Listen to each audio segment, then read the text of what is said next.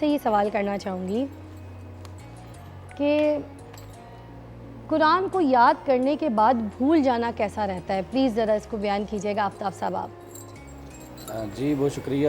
قرآن مجید فرقان حمید اللہ کی وہ آفاقی کتاب ہے جس کے بہت سارے معجزات میں سے ایک سب سے بڑا معجزہ یہ بھی ہے کہ اس کو زبانی حفظ کیا جاتا ہے، اور دنیا بھر میں شاید یہ واحد کتاب اور یقیناً واحد کتاب ہے جس کو اتنے لوگ اپنے سینوں میں محفوظ رکھتے ہیں۔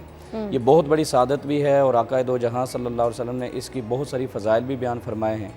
مگر قرآن مجید فرقان حمید کو یاد کرنا جہاں اہم ہے، وہاں پر اس کی حفاظت کرنا اور اس کی میموری کو ہمیشہ قائم رکھنا یہ اس سے بھی زیادہ اہم ہے۔ اچھا، اب بھولنے کے حوالے سے دو ایلیمنٹس ہو سکتے ہیں جو شریعت میں بیان کیے جاتے ہیں کہ اگر ایک شخص کو اگر حافظے کی کمزوری ہے اور کسی طبی مرض کی بنا پہ وہ بھول جاتا ہے تو وہ تو گنہگار نہیں ہے، وہ پھر اس کو کوشش کر کے یاد کر لے۔ لیکن اگر ہماری اپنی سستی اور غفلت اور قرآن سے دوری کی بنا پہ ہم قرآن کو یاد کرنے کے بعد بھول جاتے ہیں تو آقا علیہ الصلوۃ والسلام نے بڑی سخت وعید اس پہ سنائی۔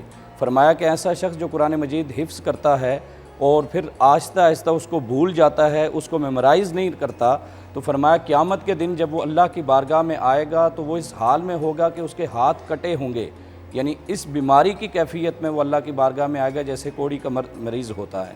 تو اس لحاظ سے دیکھا جائے تو یہ اتنا بڑا جرم بھی ہے، اور اللہ کے رسول صلی اللہ علیہ وسلم نے اس کی وعید بھی سنائی ہے۔ اچھا، تو ضروری ہے کہ قرآن جہاں حفظ کیا جائے اس کی حفاظت بھی کی جائے۔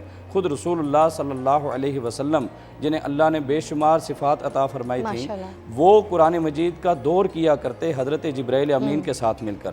اچھا